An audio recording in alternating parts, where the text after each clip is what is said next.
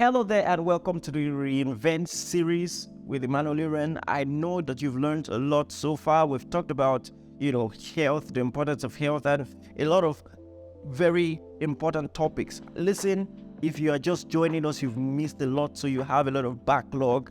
Go there and level up, catch up. All right. Also, listen, the least you can do with all this great information you're receiving for free is to subscribe and then to tell people about this. You can tell people about this by doing two simple things.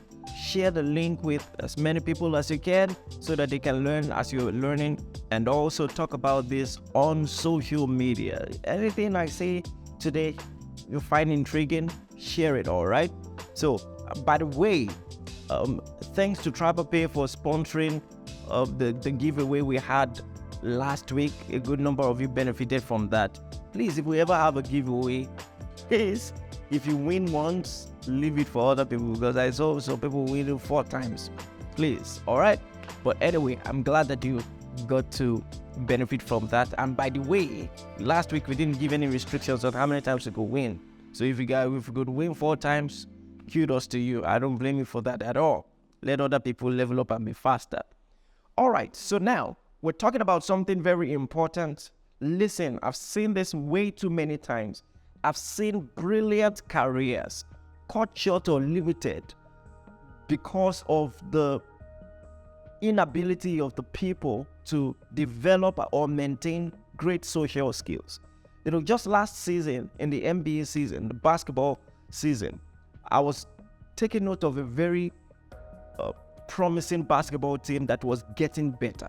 All right, fascinating point guard in LaMelo Ball, and they had this player who had the most massive, and scary dunks in the NBA, or maybe at least one of the top 3 dunkers in the NBA.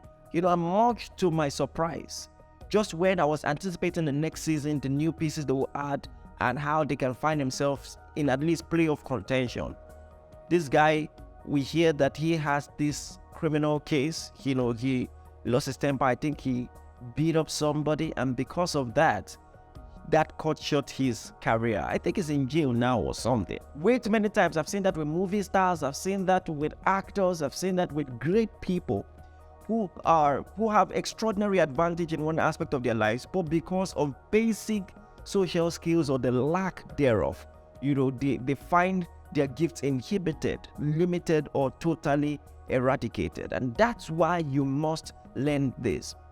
You see, one of the stories I think I have permission to share is there's this lady I love and respect very much. She's one of the smartest people I ever saw in my life. And how is that? The first few semesters in the university, she had straight A's. I mean, straight A's, no single B. So in her second year in the university, her CGPA was 5.0. And of course, she went on to be one of the best graduating students in the entire class, not in her department, but in the entire set. All right. And then, of course, as you could expect, got a good job almost immediately, and all of that. But much to our shock and to my shock, when it was time for her to be promoted, she was not promoted. Instead, everyone who got the job with her at the same time got promoted. And it was very strange. This is someone who is exceptional and brilliant and great at her job. What's happening? And so she talked to me about it and wanted me to pray with her. And after a few questions, I discovered where the problem was. Now listen to me, because this is very important. Every other person in her employment said, maybe for ulterior motives or for political reasons, will go politically to greet this boss in her office every morning. But she didn't need to do that. I mean, that's not part of her job description. And make no mistake, she's not a rude person. When the boss is passing her office, she greets her, and they're not even in the same department, if I remember correctly. So she doesn't have to do that. If I say you, I'm going to greet you. But everybody went there, greeted, try to buy a favor, maybe buy a drink and all of that. And all of this they were doing alongside doing their job well. So it was like the extra. Now, because everyone else was doing it, it looked like she was calling this boss's bluff. And so she didn't do that. I mean, I'm great at my job. Why do I have to do that? And long story short, everyone else was promoted and she wasn't. Listen, I know that you might have, you know, I know that you might have a lot of views about that. Wow, the boss do that instead of telling the lady, to level up and do better. The boss, she should be fined and all of that. Yes, in a perfect world, all of those things should happen. And of course, I am for that. I am for justice in the workplace and all of that. But the reality of the situation is, if you don't develop simple social skills like saying good morning, going out of your way to be nice to people, you will suffer a lot, and you cannot fight all your life. Something that is simple, good morning, how was your day, oh, you look nice, can resolve. You want to start going to court about that? Well, I will leave you to judge. So I want to talk about developing your social skills, and I'll be back right after the introduction.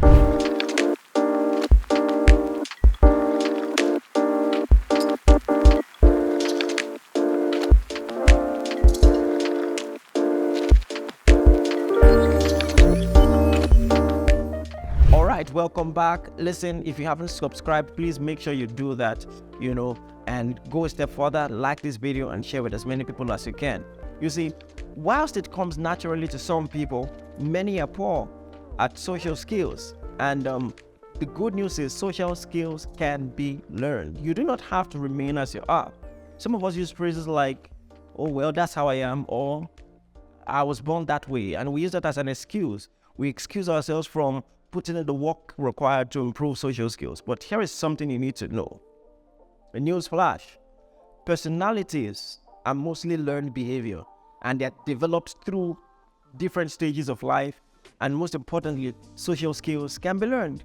Social skills are interpersonal skills for your daily life, everyday life, meeting people. And just as you practice the 5 magic words in your nursery or primary school, it is possible to improve on them even as an adult. So while you may have a valid reason as to why you act the way you do, you can build on your social skills that are not inborn, as many people would think. So now I want to quickly talk about this. Why would you need to build your social skills? First and foremost, it helps your self-confidence. Have you ever been in a situation where you wish you could walk up to someone and say something on your mind? Maybe to tell someone in the most respectful way, I don't really like that you keep doing this.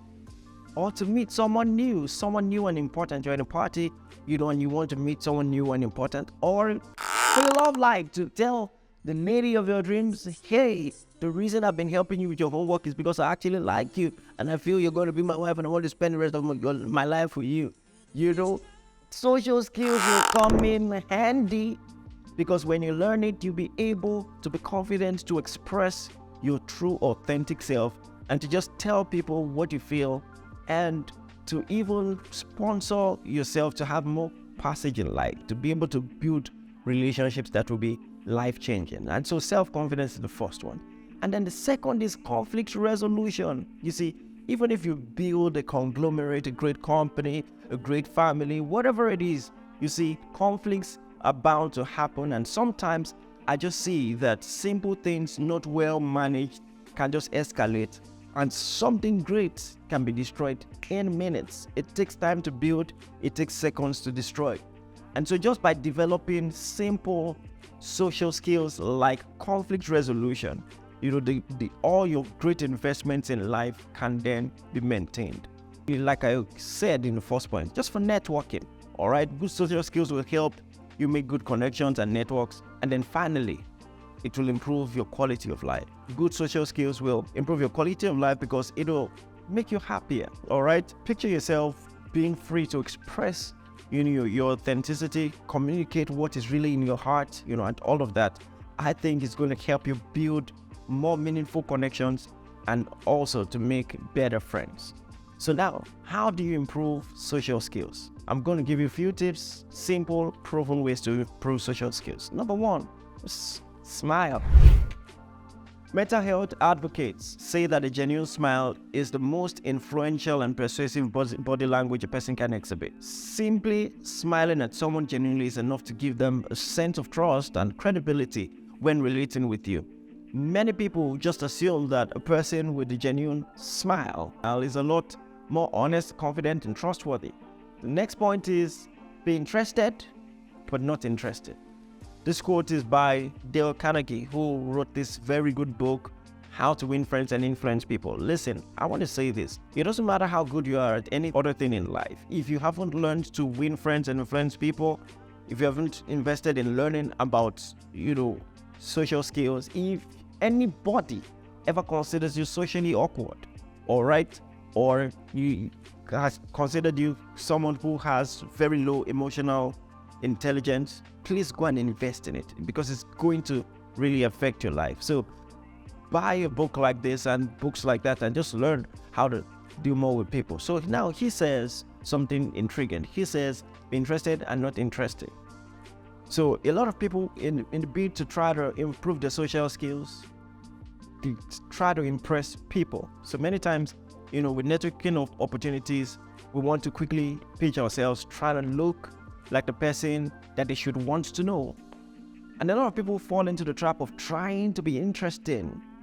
What you don't know is that they have probably met 5 other people like you in the same space, and it can just get boring and parasitic. So what you want to do instead is to be interested in the person you speak to. So people generally want to talk about themselves, and would naturally lean towards a person who gives them the opportunity to do so. So mention their names. We feel validated when a person refers to us by name. And during a conversation, making an effort to remember someone's name not only shows them that you're paying attention, but it also helps to create a rapport quicker. All right. Next, display empathy and compassion. People want to know that you genuinely care. You've heard the saying before, people don't care what you know until they know how much you care. So showing emotional concern when a person has even the mildest bit of trouble is enough to make them trust or lean into you more. Empathy is simply what people need in a fast-paced world like ours.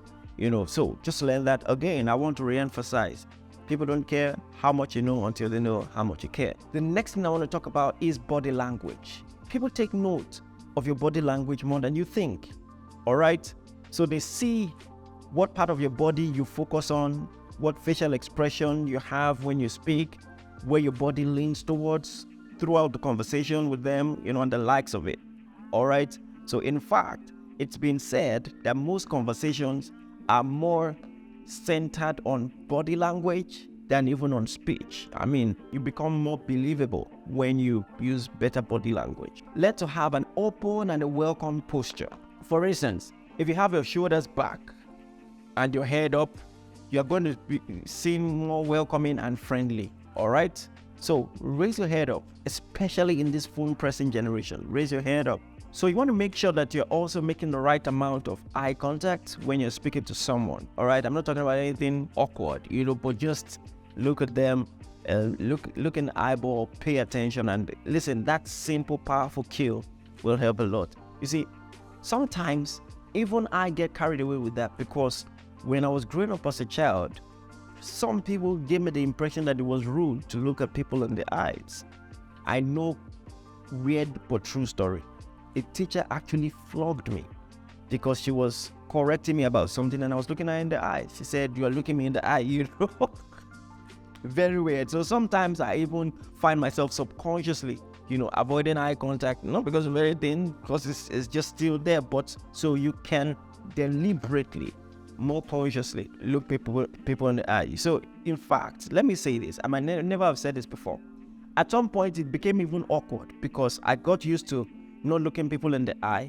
And then especially when you're talking to ladies and you're looking down, it looks even more weird. All right. So it was a precarious situation. It was something I in particular had to consciously learn and just deliberately. The good news is when you're putting in more effort into looking people in the eye, many times they don't even know. It's not as awkward as you think it is, as long as you're not bulging your eyes. All right. But all of these things need to be studied. And now I just want to say this. If you have the privilege of having a video of yourself, watch yourself and just watch those postures, because sometimes it's not as apparent, especially to us. All right. So watch yourself and then look at some of the things that might be awkward, and just correct it. If you don't have any video of yourself, make one. Put up a tripod and talk in the camera, look at your hand movements and all of that. Or just get someone to record your interactions when you're with people. so that you can correct all these things. Because I'm telling you, your life really depends on this. So the next thing I want to talk about is physical contact. And listen, I want to start with the most basic and important one, which is handshakes. All right. So when you're shaking, now you need to listen and get this one right. I mean, if you do too much, it's going to be awkward. If you do too little, it's going to be awkward. When you're shaking someone, don't go, just don't make it too soft and don't make it too firm. All right. But your handshakes must be firm, because if your handshakes are not firm, it will look like you are a timid person. Just shake people well. But when it comes to every other physical touch, you need to be careful. All right. First and foremost, not everybody likes you. So you need to ease into that. All right. Not everybody has the culture of hugs and embrace. So you want to be careful and play it safe, especially with the opposite sex, maybe side hugs, and all of that. And then occasionally, when you're shaking people, if you can go a step further, if you can give them a slight touch on the shoulder, I wish I could demonstrate that. With your other hand, just say, "How you doing? It's good to see you," and all of that. I think that's something very confident and something that can also be endearing. All right. Now, you're not learning all of this to be manipulative. You're just learning this to express your true, authentic self. All right. So the next thing I want to talk about is dress well. Now, I'm going to have an entire episode on this alone. All right. So you want to watch out for that. Next week, we're talking about dressing. I'm going to take you into my wardrobe and show you a few things that work well for me. So anticipate that. So before anyone notices anything about you, one of the first things they will notice is your dressing. Dressing is a skill, and it will make people pay more attention to you. A good social skill, dressing is actually. It gives an occasion for light conversations and small talk. In fact, it can even be a conversation starter when people say, "Oh, you look nice. Where did you get that?" and all of that. So if you want to just boost your social image, just improve your dressing in the little ways that you can. Also, I want to talk about practice. Before you get into a networking space, you want to try out, with someone every day to build a platonic network. So if you find yourself shy, to just ask people, "Hey, what's your name? What do you do?" and all of that. Every day, consciously practice it. Because listen, if you learn this, it's going to really help you. Let me say this. Even in an office environment, your boss would like to work with people that he's comfortable working with. All right? So just learning how to be a warm person and socially, emotionally intelligent person will really help you.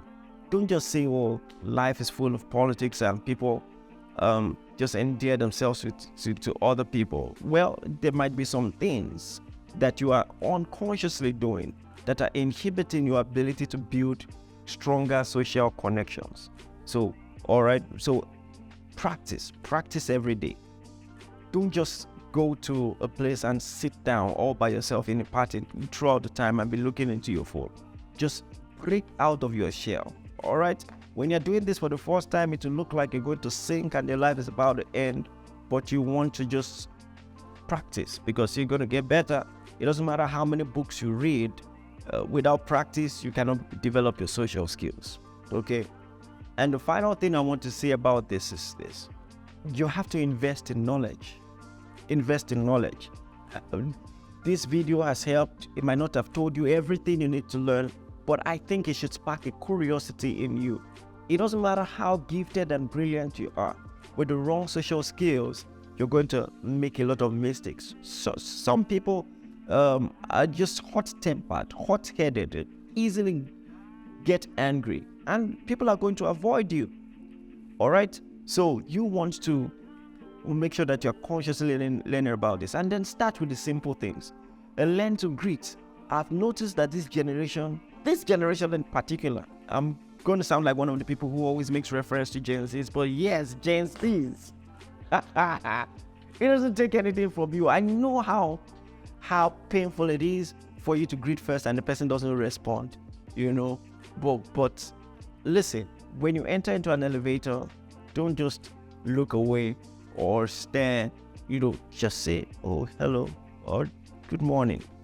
Say it and just look away. In fact, it's a good first step. I won't even say you should always look away. Just try to build a conversation once in a while. But it just helps to learn to greet. And so listen, this is just what I'm going to say. I've said a lot of things already. I want you to share more things in the comments, things that you've practiced personally, things that help you. How do you start conversations? And how can people build social skills? Maybe someone else can also learn from you. Share it in the comments. And then please bear in mind that all the things that I'm sharing are for practice. I want you to actually practice it. Personal testimony. One of the reasons that I've been able to do all that God has led me to do, plant a church and all of that, is social skills. A lot of people are so anointed, but they are bad with relationships. It doesn't matter what it is you're called to do. It doesn't matter the destiny on your life. If you don't improve this, it will inhibit you. All right. So I and all the pastors have a great relationship. I and all the workers have a great relationship. And even though they're great people in their own right, it just helps that by the grace of God, I've been able to learn some of these things, and it has helped me personally thus far. I think that social skills will be one of the biggest secrets of my life. I want you to consciously practice it. All right, and read up more on this and continue to follow the Reinvent series, because I have more important things to share with you. So see you next week.